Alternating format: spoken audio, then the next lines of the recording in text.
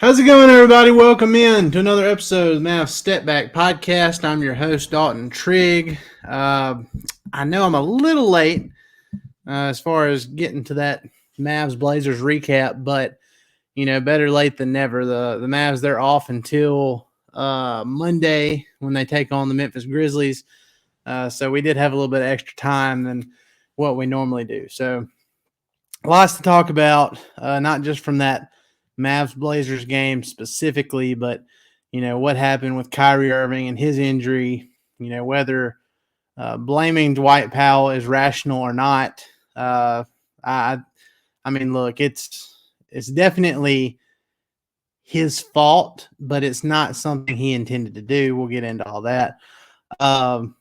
Looking at the Mavs' other injury concerns aside from Kyrie, because it's not just Kyrie. The Mavs have several injuries piling up right now. But hey, it's the NBA. It's a battle of attrition. 82-game season. You have to get the wins where you can. So even though the win over the Portland Trailblazers, which ended up being 125-112 final score, it wasn't pretty. It wasn't as dominant as the Mavs would have hoped. Everybody wanted a repeat performance of that 50-point blowout over the Jazz that happened a few days before. Didn't happen that way, but a win is a win. And the Mavs are now 13-8, and they sit at third in the Western Conference standings. Some other quick news before we really jump into that Mavs-Blazers game is the in-season tournament. The first in-season tournament in the NBA history is complete. The Los Angeles Lakers won it. LeBron James won the tournament MVP. It's weird, the Lakers seem to really push the pedal to the metal. They really take it up a few levels when they're playing in a non-traditional postseason environment. So, shout out to the Lakers. I'm not gonna, rain on their parade any, but it was just kind of funny to watch. LeBron and all those other guys, Anthony Davis, and all of them get so excited over the in-season tournament thing. Which, look, they get an extra $500,000. I don't care how rich they are.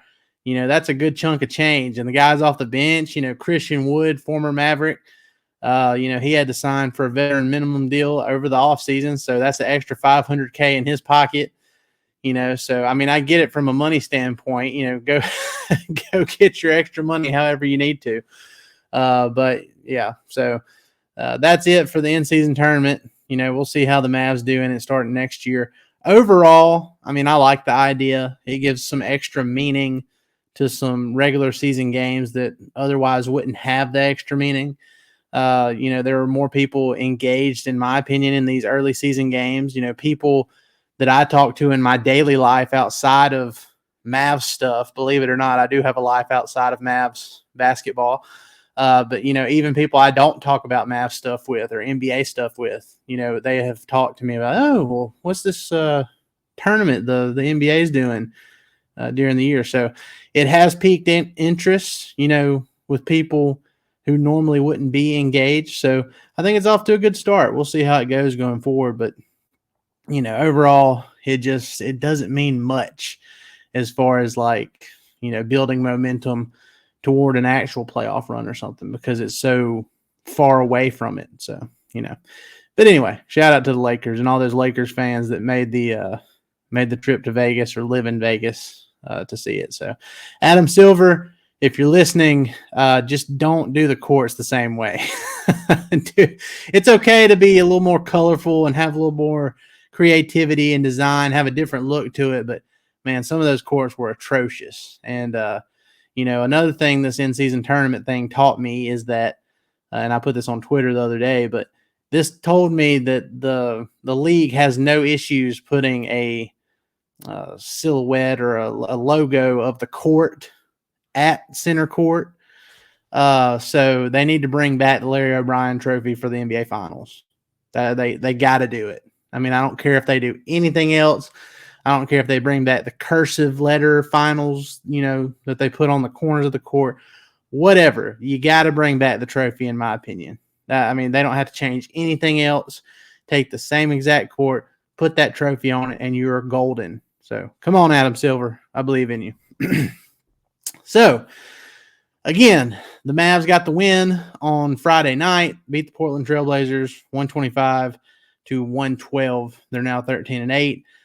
Luka, he had a pretty big night, 32 points, 6 rebounds, 10 assists. Also had a steal and a block, but he did not shoot the ball well. After 2 straight games of just being magnificent since having, welcoming his daughter into the world, and then also wearing a headband. That was the thing with the last game, the headband Luka.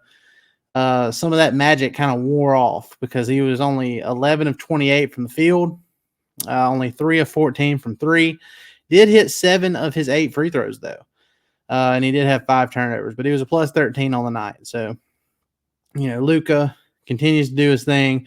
I believe the over-under on his points. And by the way, if y'all listen to that other pod, it's kind of rare that I hit on every single one of my my betting picks for the Sleeper app.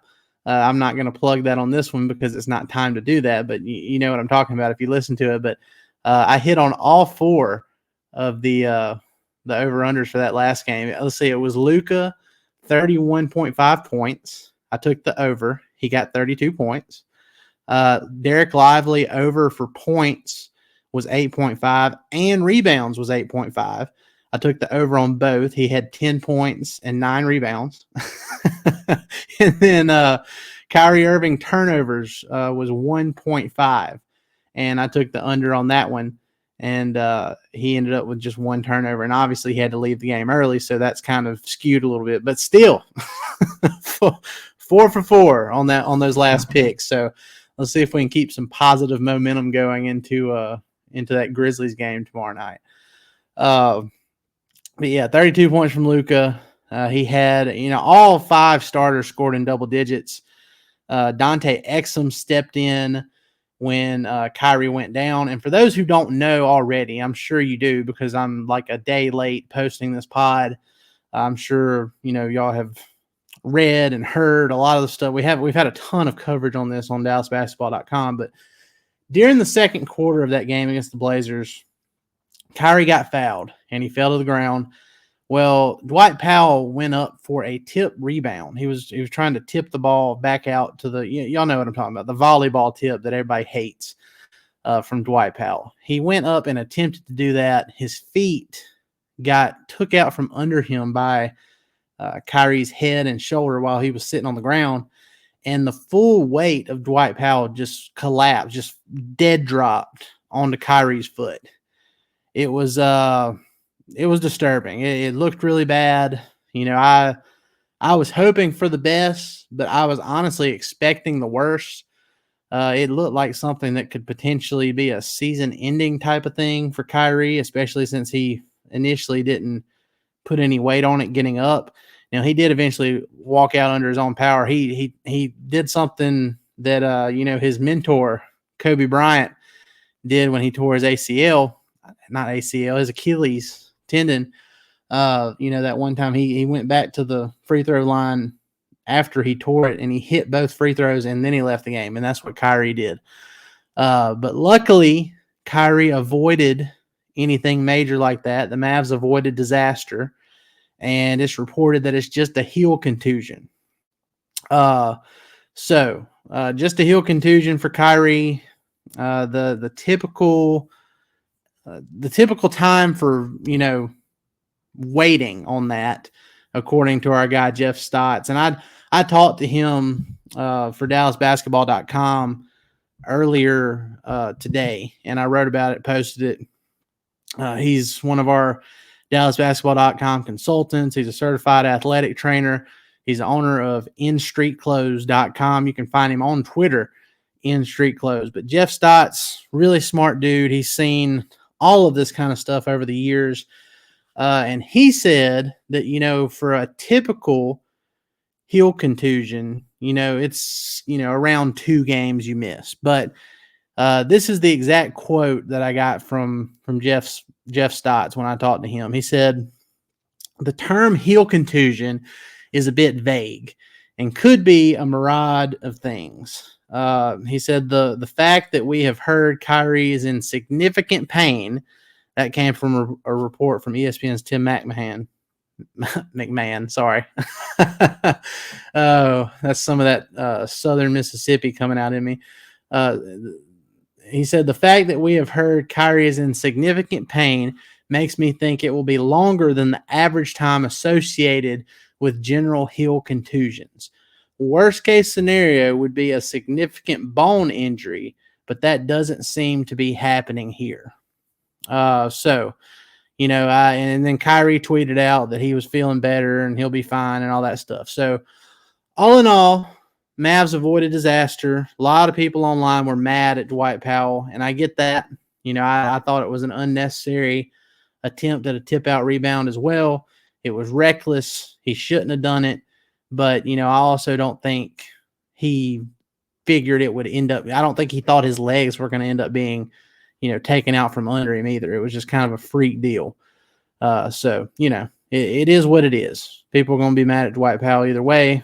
I mean, there is some reason for that. I mean, it's not completely blameless, but, I don't think there's anything that you can do about that. So, we move on. It's the next man up mentality. And Dante Exum was that next man up for the Mavs in a huge way. 33 minutes as a starter. It's his second game starting for the Mavs, and he had 23 points on 9 of 15 from the field. He shot 2 of 2 from 3, hit 3 of 4 free throws. He had 6 rebounds and 7 assists. 7 assists and only 1 turnover in 33 minutes. That is big-time stuff from Dante Exum. Dante Exum, he played Simons extremely hard throughout the game. Now, Simons got buckets on Exum. He ended up with 30 points. He shot 10 of 21 from the field. Also had 8 assists, 5 rebounds. So Simons had a good game. He had a good offensive game. Shaedon Sharpe had a good game as well with 24 points. But after the game, Exum spoke about it, and he was like, that's what I'm trying to do. He said, I know he's giving me tough buckets, but the idea is to be physical and to just grind throughout the first 3 quarters. And then hopefully when you get to the fourth quarter, they're tired and they run out of gas. And that's kind of what happened, Now, the Mavs did a good job doubling Simons toward the end of the game. But even when he did get the ball and tried to do stuff, he started missing some shots that he hadn't missed earlier in the game. So good stuff from Dante Exum. And like I said, all 5 starters scored in double figures. Luka had 32. Exum had 23. And then you had Derrick Jones Jr., who continues to be great off of that veteran minimum 1-year signing over the offseason. 14 points, was a plus 21 on the night, which was a team best. Shot 6 of 12 overall and had 8 rebounds and 2 steals and 2 blocks. So Derrick Jones Jr. continues to give you a little bit of everything.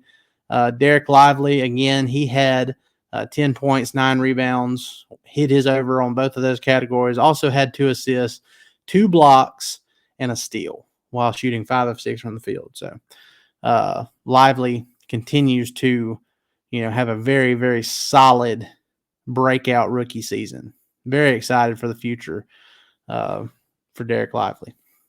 Now, Tim Hardaway Jr., he provided a big spark off the bench again, as he normally does. Had 20 points, was a plus 15, and shot 7 of 12. He was efficient on this night. It's kind of hit or miss with THJ with his efficiency.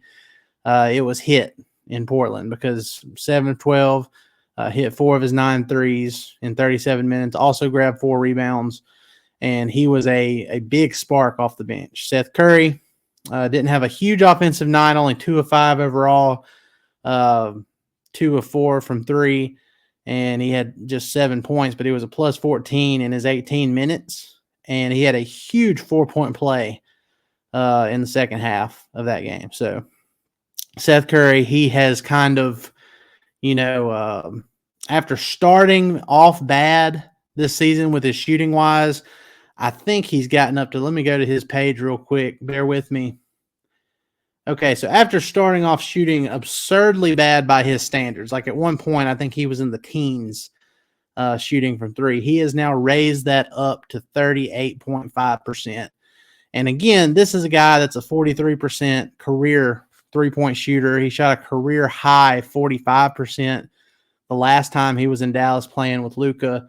I expect that to continue to go up. So if Seth keeps getting minutes, I think that's gonna continue to skyrocket for him. So good things coming there. Let's see what else we have on the docket here. Okay, so apparently during that game, during the Mavs Blazers game, Blazers TV, their broadcast, apparently put out a false report that Kyrie had left the arena in a wheelchair after having his injury, which obviously set social media on fire. Mavs fans everywhere freaking out. That was not the case. Jason Kidd shot it down in post-game presser. Tim Hardaway Jr. said Kyrie was waiting on them, on the team when they got back to the locker room, and was in good spirits and everything. So I don't know what that was, but Blazers TV just dropped the ball on that. There's also a trade rumor, or it's just a rumor in general. It's really a report from Hoops Hype's Michael Scotto that the Mavs trade interest in Clint Capella has faded. That's kind of a given because obviously the way Lively has shot up and kind of solidified that starting center position. The need for Capella. I mean, do you really want to pay a guy $20 million to be your backup center? I don't know. I don't think so. I think, the Mavs need to focus more on adding a wing if it's going to be for that type of price. So Capella would be great as a backup center. He'd be better than what the Mavs currently have at backup center. But, I don't know, A, if he would be willing to take a back seat to a 19-year-old rookie. And B, even if he did, again, you're paying $20 million for a backup center. So it is what it is there. Let's see here. All right, so I mentioned earlier about, Kyrie not being the only injury concern for the Mavs right now. I mean, obviously that's a big one, but, there's a lot of options for the Mavs, at least for guards. Like, you got Jaden Hardy you can throw in there, and, we've seen what he can do when he gets a good amount of minutes. Now, obviously, he hasn't shown it this year. It's been kind of a down sophomore year season for Hardy, but we saw last season what he could do when he gets a lot of opportunity. So, it's a big, big hit for the Mavs to lose Kyrie. I'm not saying it's not, but, they're starting to really pile up other injuries too. What made the Kyrie thing so bad is what the injury report already looked like for them. Grant Williams, he's about to miss his, I believe his third game in a row with a knee issue. It's like a bone bruise in his knee. So he's about to miss his third straight game. Josh Green is about to miss. I think this is his third or fourth game. He's going to miss with his elbow sprain. And then you've got Maxi Kleber, who has only played 5 games this season. He's about to miss his 17th game of the season. He's already been ruled out for Monday in Memphis. So has Josh Green. So has Grant Williams and Kyrie Irving. But Kleber, he had a dislocated pinky toe, and he has been out for what will be 17 games come Monday. Like, I don't know. That's kind of, look, I have dislocated a toe before, and it sucks. But, I'm also not an NBA caliber athlete either. It just makes you wonder, if it's just a toe dislocation. Like, I don't know. I don't know what's going on with that, with Maxi. It just seems like for that specific injury, it's taken a whole lot longer than what it should be. But maybe I should circle back to our guy Jeff Stotts and see what he has to say about it, because I don't know. If they said it was broken, broken, severed, anything like that, I would think, okay, well, he's gonna be out for a pretty long time. But just for a dislocation, I mean, you'd think after 17 games missed that he'd be getting close to coming back. So we'll see. I mean, the Mavs, again, they still need an upgrade at their backup center position, but man, it would sure help out if they got Kleber back at some point. And this Grizzlies game, even with all the injuries, the Mavs should win. They should have won the first time, but Luka missed that game due to the birth of his daughter, which was completely reasonable. Understand that. Mavs should have won the game anyway, and they didn't. But now Luka's back and Kyrie's out, and the Grizzlies are surprisingly really bad at home. Like, they're almost 500 on the road, and then they're 1-8 at home at FedEx Forum. So really weird. So, and the Mavs already won in Memphis earlier this season. So we'll see if they can pull off the win and make it 3 wins in a row going into Tuesday's second night of a back-to-back against the in-season tournament champions, the Los Angeles Lakers, which is always a fun game. The last time they played, it seemed like it was trending toward a Mavs blowout, and it did up until the fourth quarter when the Lakers went on a huge run and they took the lead late. Kyrie hit a late 3 to give the Mavs the lead, and they ended up winning 104-101. But, I think one of the big reasons the Lakers were able to make that comeback is because Derek Lively got injured in that game. So it was like early in the third quarter. So Lively will be healthy for this one, knock on wood, depending on how things go in the Memphis game. And I don't know. I just have a good feeling about these next 2 games. I feel like the Mavs could be riding a 4-game win streak going into the next game after the Lakers game, which is the top team in the West, the Minnesota Timberwolves. So, I think there's some positive momentum happening for the Mavs despite all of the injury stuff. But this is what makes you into a good team. You have to go through the ups and downs of an NBA season. You have to have some adversity. You have to overcome that adversity. It's what made the 2011 team so special. And I'm not saying this is that team. I'm just saying, it's part of it. It's part of the journey. It's part of what makes you who you are by the end of the year. So we'll see how the Mavs handle it. And we'll see if they can, get these next 2 wins, at least one more win, make it 3 in a row. And then we'll see what happens against the Lakers and the Timberwolves.